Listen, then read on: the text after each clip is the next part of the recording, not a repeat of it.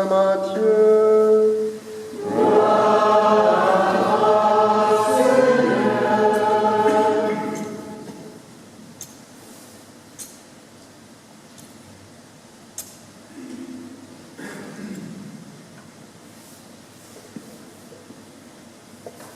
En ce temps-là, Jésus disait à ses disciples: comme il en fut au jour de Noé, ainsi en sera-t-il lors de la venue du Fils de l'homme. En ces jours-là, avant le déluge, on mangeait et on buvait, on prenait femme et on prenait mari, jusqu'au jour où Noé entra dans l'Arche. Les gens ne se sont doutés de rien jusqu'à ce que survienne le déluge qui les a tous engloutis. Telle sera aussi la venue du Fils de l'homme. Alors 2 hommes seront au champ, l'un sera pris, l'autre laissé. 2 femmes seront au moulin en train de moudre, l'une sera prise, l'autre laissée. Veillez donc, car vous ne savez pas quel jour votre Seigneur vient. Comprenez-le bien, si le maître de maison avait su à quelle heure de la nuit les voleurs viendraient, il aurait veillé et n'aurait pas laissé percer les murs de sa maison. Tenez-vous donc prêts, vous aussi. C'est à l'heure où vous n'y penserez pas que le Fils de l'homme viendra. Acclamons la parole de Dieu.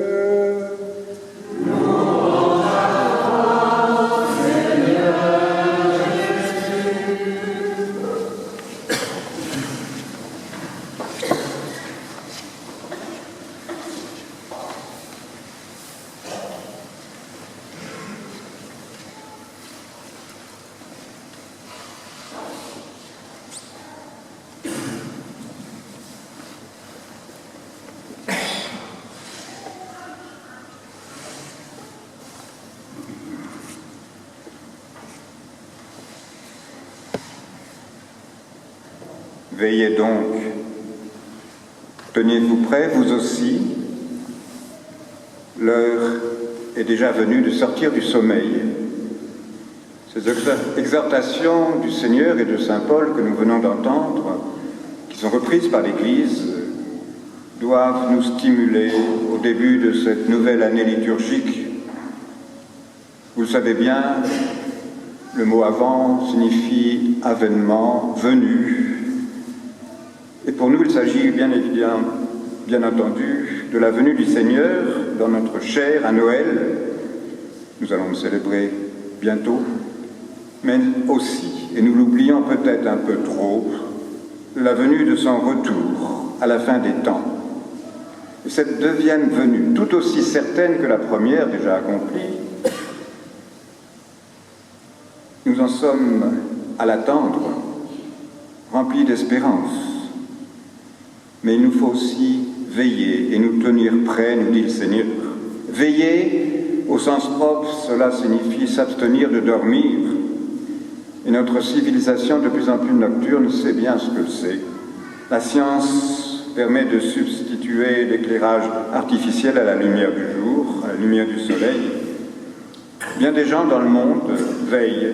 Ils veillent par nécessité, tant les sentinelles militaires que ceux qui doivent travailler pour le bien public. Mais il y en a aussi d'autres qui veillent parce qu'ils sont nos sœurs. On veille pour s'amuser, on veille pour décompresser du stress de la journée. Et le climat moderne, matérialiste, hédoniste fait qu'on s'aveugle dans des plaisirs multiples et qu'on en oublie Dieu et les choses de Dieu. L'insouciance des contemporains de Noé, que le Seigneur nous rappelle, cette insouciance s'est encore aggravé pour nos contemporains à nous, tant il existe de moyens pour nous échapper des contraintes quotidiennes. Ne ressemblons pas non plus aux clients de l'hôtellerie de Bethléem qui, le soir de Noël, s'amusaient, ne pensaient qu'à se distraire et n'ont pas fait attention à ce couple qui venait, qui demandait aussi d'être hébergé. Ils n'ont pas fait attention à la présence secrète, discrète de Dieu qui passait à côté d'eux et qui passe toujours à côté de nous aussi, sans que nous y fassions toujours attention. Le démon, lui, veille toujours. Le démon ne dort jamais, mais il erre en quête d'une proie. Et Saint Pierre saisit cette occasion pour rappeler le précepte de la vigilance. Soyez sobres, veillez, votre adversaire, le diable, comme un lion rugissant, rôde, cherchant qui dévorer.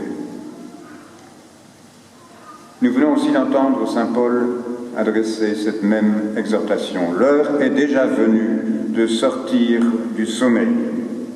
Le jour est tout proche. L'incarnation du Seigneur inaugure une nouvelle journée pour l'humanité.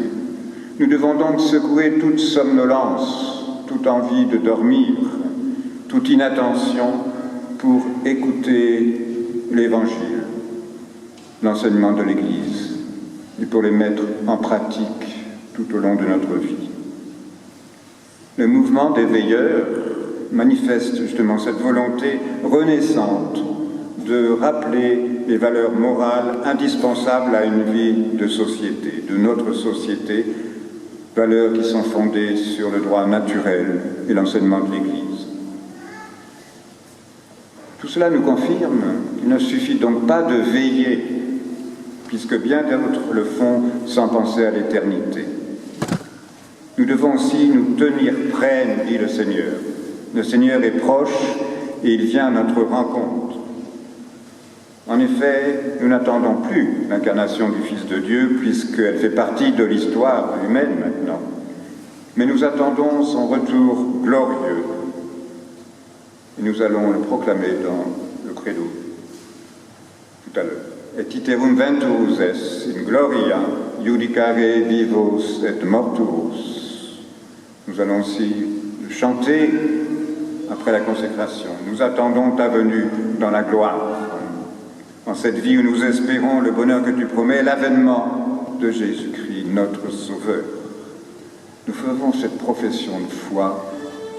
Il faut qu'elle passe dans notre vie, dans la pratique. Le retour du Seigneur est certain, mais nous n'en connaissons pas la date, ni le jour, ni l'heure.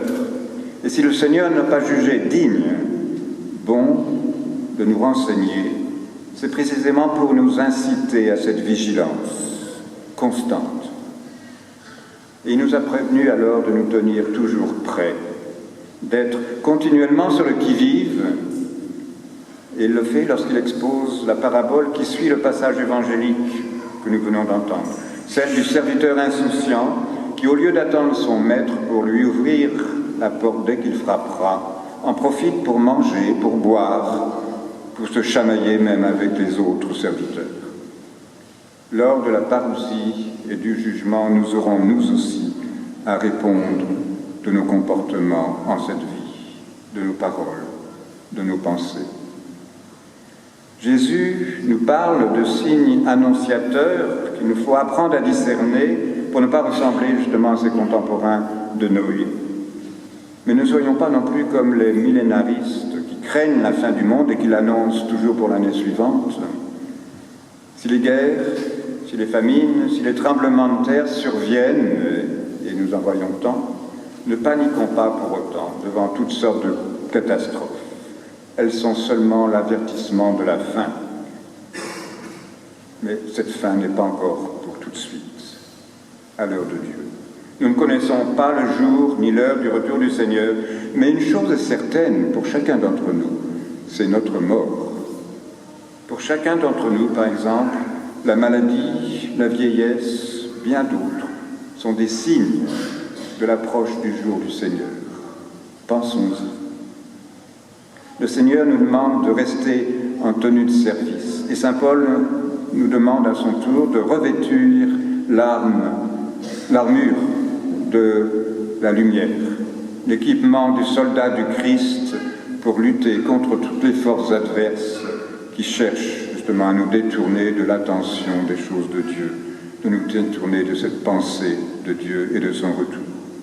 Nous voici donc en présence de deux venues du Seigneur, celle de Noël, que nous allons célébrer dans quelques jours, et à laquelle nous prépare ce temps de l'Avent qui s'ouvre aujourd'hui, et aussi celle de la parousie, celle du jugement dernier, à laquelle nous prépare toute notre vie présente.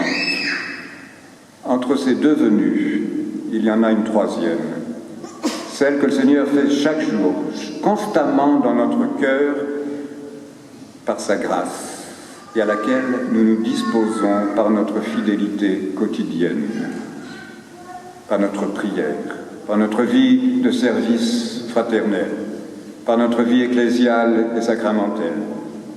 Toute l'année liturgique qui s'ouvre aujourd'hui donc nous met en phase avec cet mystère de la vie terrestre du Fils de Dieu. Mais elle nous garde aussi en tension et en attention vers ce retour définitif du Seigneur. L'accueil constant de cette venue discrète, actuelle dans nos cœurs, est le meilleur moyen pour nous d'être prêts pour la rencontre avec Dieu, lors de notre mort, lors de la parousie. Vous savez que le Seigneur a une parole dure à notre propos, lorsqu'il se demande s'il trouvera encore de la foi lors de sa venue. Parousie ou bien apostasie, c'est à nous de répondre. Dans l'évangile de ce dimanche, le Seigneur nous dit qu'à ce moment-là, l'un sera pris, l'autre laissé. Puissions-nous donc être pris avec le Seigneur pour entrer dans le royaume de son Père. Nous le serons si nous sommes fidèles à ce qu'il nous demande. Tous, comme les apôtres, nous devons être à notre tour maintenant des témoins de la venue du Seigneur, témoins de son incarnation, témoins de sa résurrection, témoins de sa vie en nous grâce à l'Esprit Saint, témoins aussi de la sainteté de l'Église malgré les nombreux péchés de ses membres, témoins et aussi annonciateurs de la venue du retour du Seigneur, veilleurs de cette ultime venue, apôtres de la conversion constante qu'il nous faut les premiers évidemment mettre en pratique si nous voulons être crédibles chez les autres.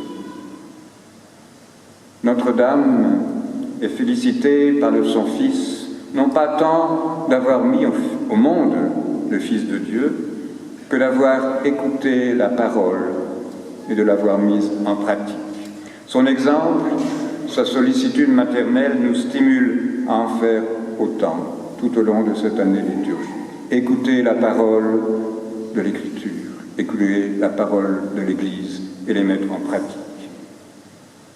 L'attente de l'Avent sera bientôt complète par la solennité de Noël. L'attente de la dernière venue du Seigneur se verra récompensée par notre fidélité. Que Notre-Dame de l'attente, Notre-Dame de l'Avent, nous garde dans cette disposition d'amour du Seigneur, de foi et d'espérance. Amen.